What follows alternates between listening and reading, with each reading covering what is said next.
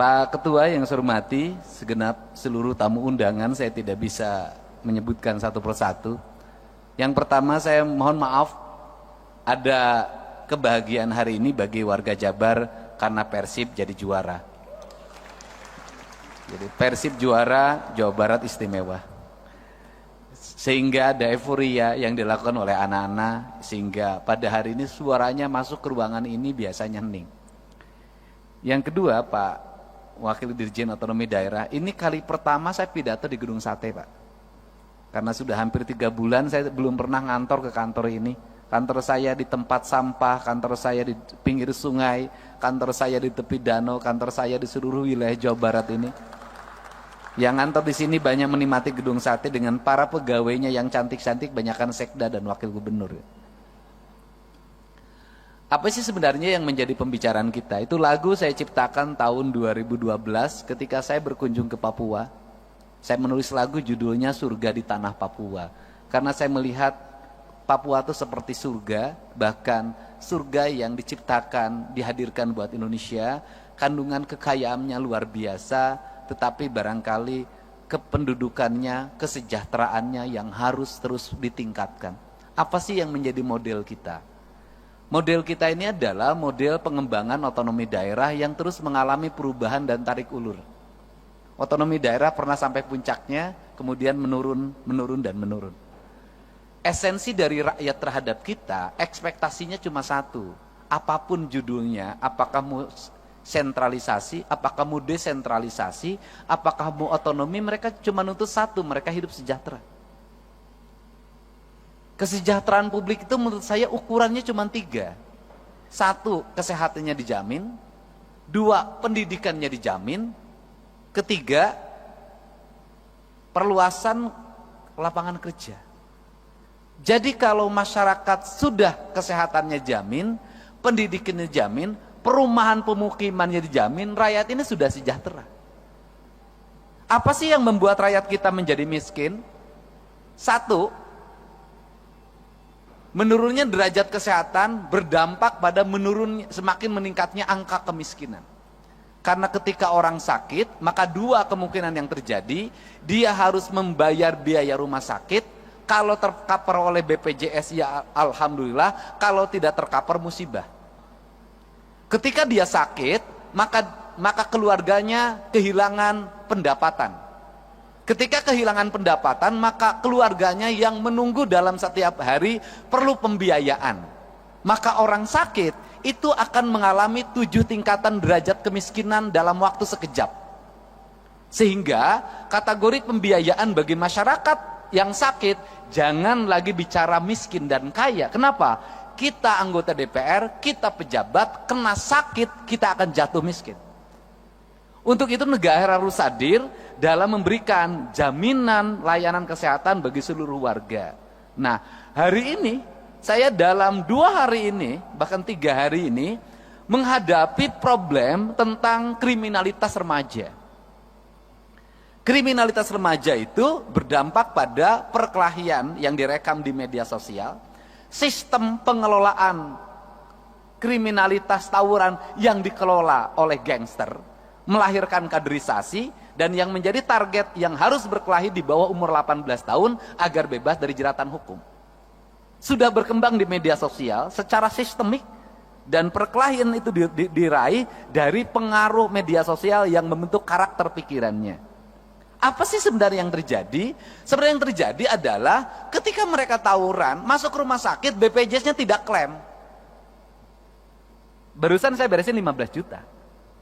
Ketika BPJS-nya tidak klaim, orang yang berkelahi, itu orang tuanya nggak mampu. Mau yang menang tidak mampu, yang mau kalah tidak mampu. Berproses peradilan melahirkan kemiskinan, tidak berproses peradilan pulang lagi ke rumah melahirkan kemiskinan baru. Karena orang tuanya tak sanggup lagi menghadapi. Maka negara harus hadir untuk mencari solusi. 1, solusi terhadap pembiayaan rumah sakit. 2, solusi recovery terhadap anak-anak yang berkelahi itu, karena itu anak bangsa.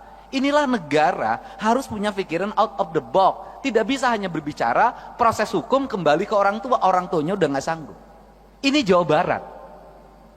Nah, untuk itu apa sih yang terjadi para anggota DPR yang saya ini mantan ketua Komisi E DPRD Kabupaten Purwakarta. Saya pernah menjadi pimpinan Komisi 4 DPR RI. Nasib paling tidak enak itu jadi anggota DPRD. Kenapa nasibnya tidak enak? Kritis diomongin, nggak kritis diomongin. Kalau DPRD ngomong terus, diomongin, kata rakyat, kerjanya ngomong terus, kita tidak butuh ngomong. Padahal tugas DPRD ngomong. Nggak ngomong diomongin juga, dapat duit tuh. Nggak ngomong-ngomong, pokirnya udah dibagi, nggak ngomong lagi. Ini problem, Pak. Nah, seluruh problem itu bisa ditempuh dengan apa sih? Dengan keterbukaan.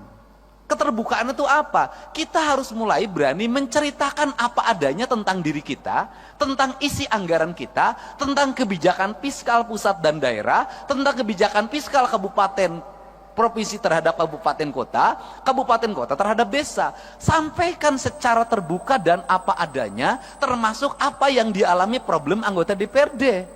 Apa sih problem anggota DPRD? Saya ini anggota DPRD, pernah ngalamin. Begitu jadi pinjem bank, honornya tinggal sisa 5 juta lagi, istri nambah 1 lagi. Konstituen tiap hari dibanding pejabat eselon 2 di provinsi, dibanding sekda, yang datang ke rumahnya banyakan anggota DPRD. Gitu loh. Sekda dapat tunjangan 70 juta, nggak ada yang minta. Eselon 2 dapat tunjangan 50 juta, nggak ada yang minta. Anggota DPRD tunjangannya sudah habis dijaminkan ke Bank BJB, tinggal 5 juta, yang mintanya tiap hari. Harus kondangan, yang meninggal harus dilayat. Tiap hari, pergi ke kantor kaca harus dibuka. Kalau kaca ditutup, kelihatan tuh, sombong dia. Itu. Sedangkan fiskal terbatas. Nyari lagi lewat perjalanan dinas sekarang makin kecil. Kalau pergi perjalanan dinas, siapa yang paling banyak yang ngikutin? Yang berangkatnya 1, SBY-nya 10. Sehingga APBD-nya menjadi terserap untuk perjalanan dinas. Padahal nyerapnya anggota DPD sedikit, kebanyakan sekretariat dewan.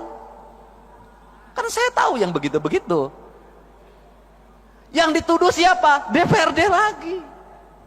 Nah, apa sih yang mesti dilakukan oleh kita? Ya, kita mulai ngomong terbuka pada rakyat. Terbukanya apa? Ini loh proporsi kita.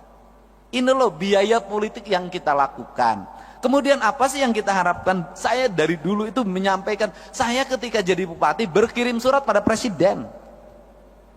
Berkirim suratnya adalah, saya bilang begini, kalau pemerintahan ingin efektif, kalau perda ingin cepat pembahasannya, kalau aspirasi publik setiap hari bisa diterima oleh anggota DPRD, saya berulang-ulang menyampaikan bahwa peningkatan kesejahteraan anggota DPRD, honorariumnya harus dilakukan lewat rapat-rapat DPRD. Kalau rapat komisi ada honornya, kalau rapat paripurna ada honornya, kalau rapat gabungan komisi ada honornya, kalau rapat badan anggaran ada honornya, kalau rapat badan musyawarah ada honornya, anggota DPRD nggak akan pergi kemana-mana, pasti ngumpul di kantornya. Seluruh kegiatan OPD, organisasi perangkat daerah, akan cepat dan anggota DPRD akan kritis. Kenapa? Dia akan kontrol alokasi anggaran pemerintah, dia akan kontrol pekerjaan, dia akan baca buku anggaran, dia akan baca realisasi anggaran dengan detail. Kenapa? Dengan membaca itu honorariumnya ada. Tapi kalau didapatnya pergi keluar, maka dia akan banyak keluar. Selama jadi anggota DPRD 5 tahun, masuk kantornya terhitung 20 hari. Bahkan ada saya ketika menjadi anggota Komisi 4, nggak pernah sekalipun orang itu masuk, tapi honor terima. Dan kemudian bikin aturan juga dong, yang rajin yang mendapat honorarium, yang nggak masuk nggak dapat. Bener, ini akan terjadi kinerja. Tapi kalau model pendekatannya keuangannya begini, sampai kapanpun kinerja tidak akan pernah optimal. Dan kita harus bicara ada apa adanya dan terbuka. Kenapa?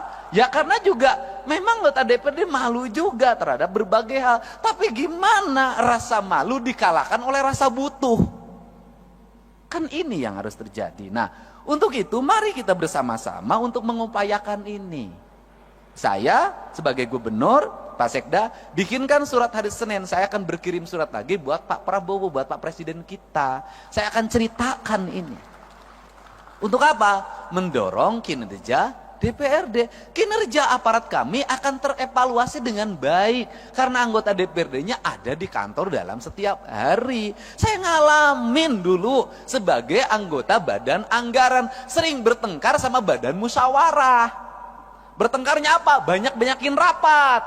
Kalau badan anggaran sebulan 12, badan musyawarah suka bikin 23. Saya bilang, kenapa kamu 23? Kalau badan anggaran kan 11 juga ada duitnya. Ngomongnya anggaran. Badan musyawarah jadwal doang. Kan begitu. Padahal belum tentu juga zaman sekarang. Kan kita kan kalau DPRD diomongin pasti duit, Pak. Pasti pendapatan. Kenapa? Kadurung ku kabutuh. Beda dengan Pak Sekda. Kenapa? Aman. Birokrat itu kan dapat duit masuk ke rekening semua. ATM-nya dipegang istrinya. Iya kan? Nah, kalau anggota DPRD tiap bulan tinggal setruknya. Kan saya tahu. Itu loh. Makin ke sini, makin mepet, makin kecil. Nah, beda dengan DPR RI. Udah Bu, kalau DPR RI saya pernah ngalamin. Apalagi sekarang Bu, makin naik lagi. Padahal modal jadi anggota DPRD provinsi dan DPR RI itu sama. Saya tentu tahu yang gini-gini. Kan kita pengalaman, Pak. Ya kan, saya cuma nasibnya lebih bagus aja daripada bapak-bapak. Mudah-mudahan ke depan Bapak juga nasibnya bisa jadi gubernur lah di daerah masing-masing. Tapi jangan di Jawa Barat. Berat lawan saya. Nah ini. Nah untuk itu maka kita ingin harapan kita ke depan adalah ingin membangun keadilan fiskal. Keadilan fiskal itu gimana sih? Saya kemarin ketemu sama Gubernur Kalimantan Timur. Ini makan pemikiran, kan kita boleh dong punya pemikiran. Saya bilang, Gubernur Kaltim penduduknya berapa? 4 juta. Berarti kalau 4 juta, saya rata-rata satu rumahnya 4, saya bilang. Berarti rumahnya kan cuma 1 juta.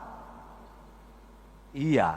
Loh, kalau penduduk Kaltim 1 juta, rumahnya cuma 1 juta, kan sebenarnya bagi Kaltim ngasih 5 juta per rumah bisa.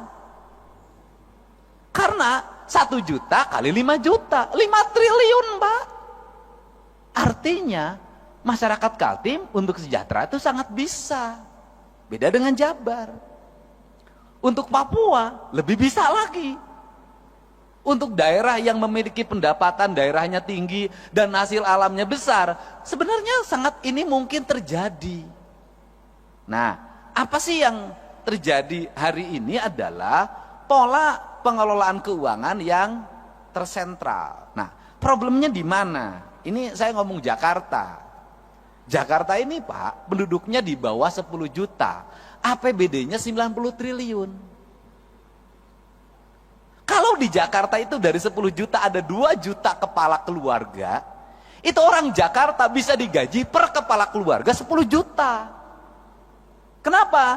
Karena 10 juta dikali 2 juta hanya 20 triliun. Kalau saya gubernurnya bagi. Beda, kalau Jabar 50 juta. Nah, untuk itu, apa sih yang mesti kita lakukan hari ini? Mari kita bersama-sama melakukan telaah terhadap ini semua untuk kepentingan bangsa. Agar apa?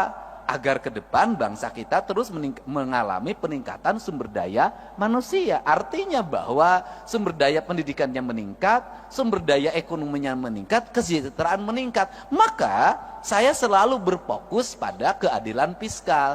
Keadilan fiskal saya selalu berfokus pada ketika jadi pemimpin, itu saya selalu punya angan-angan dan punya harapan. Bagaimana punya angan harapan itu adalah pembangunan harus diselesaikan dalam waktu cepat. Setelah itu berarah pada investasi.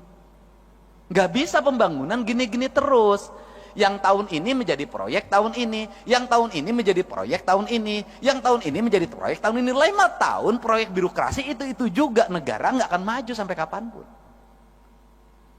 Tetapi yang harus dilakukan adalah apa yang kita selesaikan dalam waktu 1 tahun, apa yang waktu 2 tahun, apa yang waktu 3 tahun, apa yang waktu 4 tahun, apa yang waktu 5 tahun. Ini semuanya tidak boleh berulang. Pekerjaan kemarin harus tidak boleh dikerjakan hari ini lagi. Kenapa? Pembangunnya ke depan. Tujuannya untuk apa? Agar fiskal yang tahun kemarin itu tidak digunakan untuk tahun ini. Dan negara sudah mulai berpikir untuk membangun kemandirian. Saya itu sudah punya rumusan, mudah-mudahan ini bisa dilakukan di Jawa Barat, adalah misalnya begini, desa itu berapa sih penduduknya di desa itu? Di desa itu ada potensi apa? Anggaran pembangunan desa itu harus segera dibikin skala prioritas, ditambah plus kabupaten, ditambah subsidi dari pemerintah provinsi, ditambah pusat fokusnya di desa. Kalau di desa itu ada 7 RW, dibagi saja sebenarnya. RW ini bagian desa, RW ini bagian kabupaten, RW ini bagian provinsi,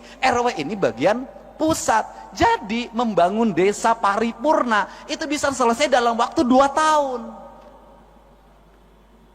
Tahun ketiganya itu anggaran sudah mulai diarahkan, bukan untuk itu lagi, untuk kesejahteraan publiknya, jaminan kesehatannya, jaminan pendidikannya, jaminan hari tuanya. Tahun berikutnya harus lagi mengarah pada investasi, di mana uang itu tidak digunakan lagi untuk pembangunan infrastruktur lagi karena udah selesai, digunakan untuk investasi. Investasinya dikelola oleh perbankan daerah, di mana uangnya berputar, dipinjamkan pada lingkungan daerahnya, dan untungnya diperoleh lagi. Ini kan model koperasi zaman dulu sebenarnya, cuman dikelola secara modern. Nah, kemudian uang itu berputar, maka dalam jangka panjang daerah tersebut akan memiliki kecukupan fiskal.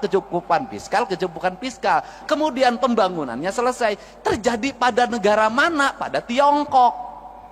Tiongkok itu pembangunannya dilakukan secara terstruktur, terencana, dilakukan oleh negara dengan waktu cepat, kemudian negara memiliki kecukupan fiskal, kemudian Tiongkok berkembang investasinya, setelah berkembang investasinya, kebutuhan pembangunan di daerahnya dianggap sudah cukup, kemudian mereka punya fiskal yang cukup, mereka harus bergeser ke tempat lain untuk menggeser sumber daya manusianya, sumber daya ekonominya, diputarkan di negara lain, rakyatnya ikut kerja. Tetapi setelah proyeknya berjalan, mereka balik lagi dapat duit lagi 2-3 keuntungan. Dia pakai bahan baku dia punya dia pakai sumber daya punya dia, dan fiskal punya dia. Rakyatnya kerja, barangnya dijual, setelah itu dia dapat keuntungan lagi, balik lagi ke negaranya. Kita mulai berpikir desa-desa dan kabupaten ke situ. Dan ini harus kembali bahan diskusi. Kenapa? Karena kita punya tugas. Kita ini hari ini adalah pahlawan untuk anak cucu kita ke depan. Tinggal pertanyaannya adalah, apakah anak cucu kita ke depan akan menganggap kita pahlawan atau pengkhianat? 45 dianggap pahlawan. Mungkin 66 masih dianggap pahlawan. 71 mungkin dianggap pahlawan. Pertanyaannya lah, kalau mimpi tentang keadilan tidak segera terwujud di tengah-tengah masyarakat, maka dimungkinkan 30 tahun ke depan Agustusan nggak bikin lagi doa buat kita. Kenapa? Mereka tidak punya catatan reputasi kita dalam membangun keadilan di negeri ini. Nah, inilah kerangka pikir dan kerangka pijak yang harus dibangun oleh kita secara bersama-sama, tanpa kita membicarakan berasal dari partai mana. Karena kita sama-sama berkomitmen membangun negara ini dengan baik, membangun keadilan sosial secara paripurna. Dan keadilan sosial hanya bisa diwujudkan dengan pendekatan fiskal. Nah, yang terakhir, Jakarta ini duitnya banyak. Benar. Tapi Jakarta duitnya banyak, itu duit dari daerah-daerah. Karena perusahaan di Kalimantan Timur, perusahaan di Sumatera Barat, perusahaan di Kalimantan Selatan, perusahaan di berbagai, termasuk di perusahaan di Jabar, itu kantor pusatnya di Jakarta. Bayar PPh-nya itu, NPWP-nya Jakarta. Sehingga dapat bagi hasilnya Jakarta lebih gede. Pak, sebenarnya yang kebagian baunya kami, Pak. Yang kebagian demonstrasinya kami, Pak. Tapi yang menikmati dana bagi hasilnya Bapak, Pak. Untuk itu kesini kan sekarang sebagian, Pak. Ya, teman-teman, itu loh. Itu yang di Jawa Barat, yang di tempat lain juga sama. Ini yang harus kita bicarakan bersama, Pak. Kenapa? Kita ini daerah-daerah memiliki tanggung jawab beban yang luar biasa. Orang Kalimantan punya uang di keruk, ya kan? Kemudian Orang Jawa Barat punya uang bagaimana? Ada debu, ada asap, ada limbah, ada jumlah manusia yang banyak dari mana-mana ke sini. Ada konflik ketenaga kerjaan, ada demonstrasi ketenaga kerjaan, ada problem sosial di mana orang yang di sekitarnya asalnya punya sawah hilang sawahnya, asalnya punya kebun hilang kebunnya, kehilangan mata pencahariannya, tergeser dia oleh persaingan orang, mereka menjadi kelompok miskin baru. Nah, kemudian infrastrukturnya buruk, sanitasi lingkungannya buruk, pendidikannya sekolah-sekolahnya buruk. Ini yang menjadi PR kita untuk diperbaiki. Nah, kemudian Jakarta dapat duit gampang banget, Pak. Hotel berbintang. Tidak usah nagih kayak pajak galian C, Pak. Dikejar-kejar, dibohongin sebagian. Gitu loh, Pak. Ada kemudian ada debunya, ada ancaman longsornya. Jakarta mah kagak, Pak. Gedung perkantoran 27 lantai, 31 lantai, ber-AC, orang bayarnya sambil tersenyum, Pak, tidak sambil marah. Berjejer, tanahnya harganya meningkat sehingga dapat berkah. Makanya Bapak dapat berkah jadi ketua DPRD orang Betawi di Jakarta. Untung tidak jadi ketua DPRD di Jawa Barat, Pak. Ketuanya pas rambutnya sampai lepas, Pak. Saking pusing, Pak. Nah, ini kan yang harus dibicarakan oleh kita, dan saya ingin para anggota DPRD dalam pertemuannya ada rekomendasi-rekomendasi kontributif bagi perbaikan bangsa. Bagi upaya membangun keadilan sosial, bagi upaya melakukan kebijakan keadilan fiskal. Karena apa? Karena negeri ini hanya bisa dibangun dengan fiskal yang baik, fiskal yang sehat, fiskal yang terencana, fiskal yang terarah, dan fiskal yang tidak lari ke luar negeri. Fiskalnya harus berputar di sini. Untuk itu saya mengucapkan terima kasih. Semoga kalau tadi Pak Ketua DPRD Jawa Barat sudah dinobatkan sebagai ketua terpilih, saya ucapkan selamat, Pak. Ya kan? Karena yang menyampaikannya Ketua DPRD DKI yang ketua hari ini. Dan saya baru, Pak, sepanjang sejarah berdemokrasi, Pak, ada ketua asosiasi, partainya beda, daerahnya beda, menyerahkan tampuk kekuasaan pada Bapak. Pada tempat lain yang partainya berbeda. Kenapa itu diberikan? Karena memang nggak ada honornya, Pak. Ya, Pak, ya, duitnya kan harus nyari sendiri, Pak. Tapi selain itu adalah bentuk penghormatan dan penghargaan, gitu loh. Penghormatan dan penghargaan jauh lebih tinggi dibanding honor. Untuk itu kan jadi ketua DPR itu mencari kehormatan dan mencari penghargaan, bukan mencari honor. Makanya honornya nggak usah gede-gede. Bohong, ketang, harus lebih tinggi lagi. Saya ucapkan terima kasih para wakil ketua DPRD Provinsi Jawa Barat. Mudah-mudahan pertemuan ini pertemuan yang berkah, pertemuan yang membawa kebaikan, dan pertemuan yang bisa melahirkan rasa adil bagi kepentingan masyarakat Indonesia. Dan kita berharap dengan kepemimpinan Pak Prabowo Subianto, kita akan bisa terus meningkatkan kinerja pembangunan, mendorong pertumbuhan, menyiapkan investasi, menjaga investasi dengan baik, menumbuhkan tenaga kerja, menjaga kesehatan rakyat, meningkatkan kualitas pendidikan, kualitas lingkungan hidup, dan layanan birokrasi yang berdaya guna, berhasil guna, memiliki aspek output, outcome, dan benefit yang pada akhirnya tercipta keadilan bagi seluruh rakyat Indonesia dalam bingkai Negara Kesatuan Republik Indonesia. Saya ucapkan terima kasih, dan terakhir, ini bahan renungan kita, Pak. Ini saya selalu ngomong berulang-ulang. Gedung ini namanya gedung sate, Pak. Satenya itu ada 6, Pak. Kata sekda saya, 6 itu melambangkan bahwa dulu POC itu membangun dengan 6 juta golden. Dan saya itu sampai hari ini tetap merasa malu, Pak, sebagai birokrat, sebagai politisi. Makanya saya punya ambisi untuk mewujudkan itu. Kenapa? Belanda, Pak, membangun infrastruktur di mana-mana dengan 1, pelabuhan, 2, lapangan terbang, Pak, markas pertahanan angkatan udara, gedung-gedung di mana-mana, kemudian jaringan irigasi, jaringan kereta api, jaringan listrik, telekomunikasi. Mereka cuma ngandelin jualan teh di Jawa Barat, jualan kina, jualan karet, jualan teh, jualan kina, jualan karet, bisa bikin gedung sate, bisa bikin gedung pakuan, gedung Bank Indonesia, stasiun kereta api, husen, pangkalan udara, pelabuhan, jaringan laut, jaringan darat. Kita ini sudah segala dijual, sudah bikin apa? Nah ini kenapa saya sangat ketat sama fiskal, itu. Kita ini sudah segala dijual, kita ini sudah bikin apa? Ini renungan kemerdekaan kita. Belanda yang katanya penjajah hanya ngelola kebun teh, kebun karet kalau di Jawa Barat, sama kebun kina, bisa bikin bangunan di Jawa Barat seperti ini. Kita sudah bikin berapa pangkalan udara, kita sudah bikin berapa pelabuhan, berapa stasiun kereta api, berapa rel kereta api baru. Yang ada pun rel kereta apinya sekarang hilang dengan papan-papan dan besi-besinya. Nah, mudah-mudahan ini bahan evaluasi kita. Kita sudah, kata orang Sunda, kita sudah tunggul di larung, catang di rumpak. Sudah segala diangkat, pasir diangkat, batu diangkat, laut udah segala rupa. Kok kita nggak kaya-kaya? Kenapa sih?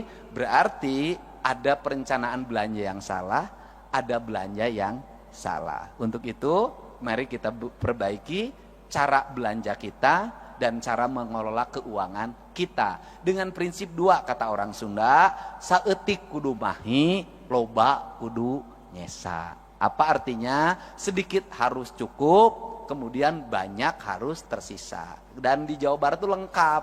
Di Jawa Barat itu ada daerah yang paling makmur, namanya Cimahi. Mahi itu artinya cukup.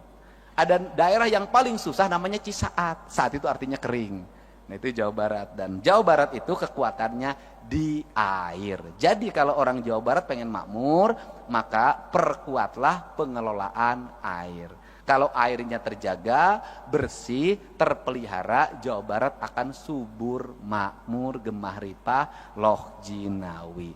Demikian saya ucapkan terima kasih, mohon maaf atas segala kekurangannya. Semoga pertemuan ini pertemuan yang membawa kebahagiaan ketika pulang ke rumahnya masing-masing. Semoga betah di Bandung, bisa makan di Bandung, tidur nyenyak di Bandung, tapi tidak boleh tidurnya ditemani oleh orang Bandung.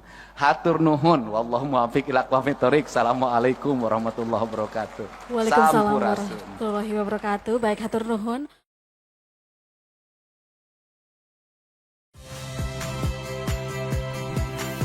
Saya Radi Saputro. Saksikan program-program Kompas TV melalui siaran digital, pay TV dan media streaming lainnya. Kompas TV, independen, terpercaya.